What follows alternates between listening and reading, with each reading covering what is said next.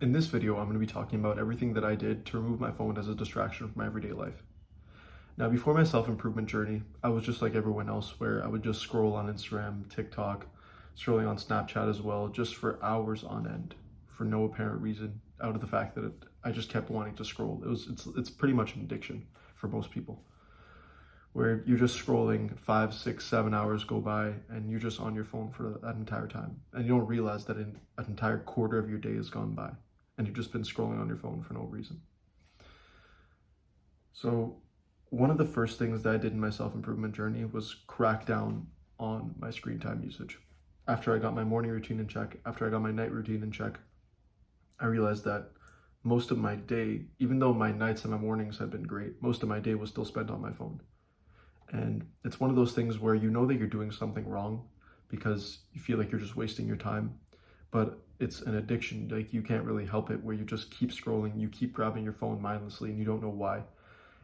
And these are the things that I did to slowly scale it down to where I am now, which is around 1.5 to 2 hours a day. So the first thing that I did, and this video is more so tailored to iPhone users because there are certain aspects that only iPhone can do, but I'm pretty sure Android has these features as well. Where the first thing I did was I set up screen time app limits, where you can set up so that you can only go on Instagram for an hour a day. And then after an hour, it sends you a little notification and it blocks off your screen saying that you've used your time limit for today. Now, that was the first thing I did because it got me very mindful of the fact of how much I've been using it, instead of just scrolling without knowing how long had gone by. Now, this was a good first step, but it was just a first step because it still allows you to click the allow button where you can just keep scrolling on it and it can't really do anything. You can just deactivate it. But it was a good first step to get me mindful of the fact that, oh, I'd been using it for an hour already. Maybe I should put it away. So the first step was to set up an app timer. The second thing that I did on Instagram was, it was more of a fail-safe, where if the app timer didn't work and I kept on scrolling, it was to follow as many motivational pages as possible, where maybe they're business pages, maybe they're just motivation pages, maybe they're athlete pages, where once you're scrolling and one of those pops up in your feed, it reminds you, maybe I shouldn't be doing this. And it reminds you to get back to work or get back to whatever you should be doing at the moment instead of scrolling.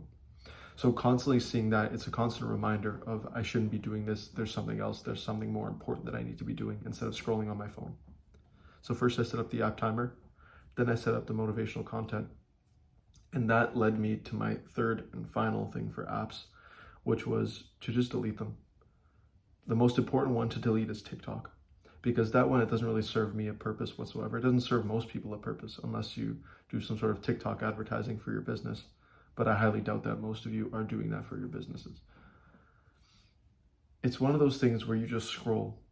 Yes, it's fun. Yes, it's enjoyable. If you do it 5-10 minutes a day, it's probably not going to have that big of an effect.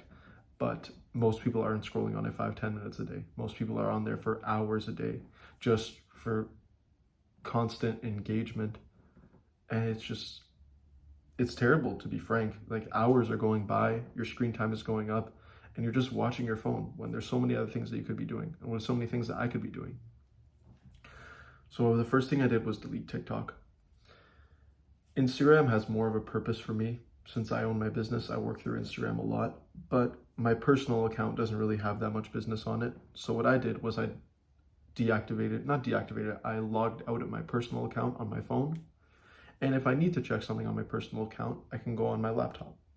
So that was one of the things I did, where I just logged it into my laptop, because yes, you can still check your personal account through your laptop, but it's not as easily accessible. I can't just take out my laptop wherever I am. So even though I do check social media a little bit throughout the day, I don't have constant access to it, which has been a lot helpful to me in reducing my screen time and improving my attention. So delete TikTok, try to log out of your personal Instagram, and just slowly scale it back like I did, where you don't have to immediately do all this right now, but start the timers, start the motivational content, just so it's more of a reminder to do other things aside from your screen time, so that you can slowly scale it back, and when you feel that it's the right time, you can get rid of it. Now, those are what I did for the apps that were really sucking up my attention. But another thing that I did was just mindlessly pick up my phone and check for notifications, or pick up my phone and check just to see what was going on. Now, the first thing that I did that was very similar to my Instagram content was that I put on a motivational wallpaper where you check your phone, the first thing you see is some quote or something motivational that makes you want to put your phone back down and realize I don't need to actually check this right now.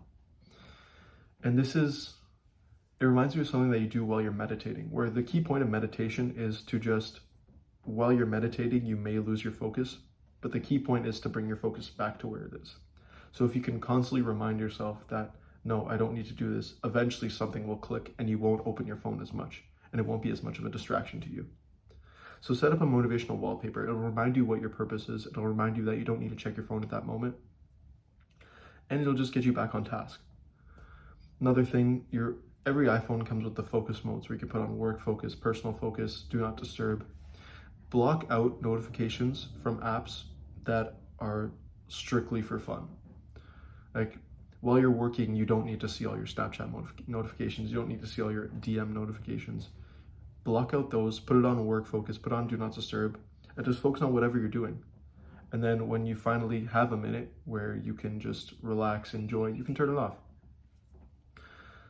Another big thing that I did was to turn on the screen time widget on my iPhone, where you put it on your home screen, you see your screen time constantly, and you're constantly reminded of how much you've used it. So this, when I constantly see it, my goal is to make it as low as possible. If you're a competitive person, you can make it into a challenge where every day you want your screen time to be lower than the day before.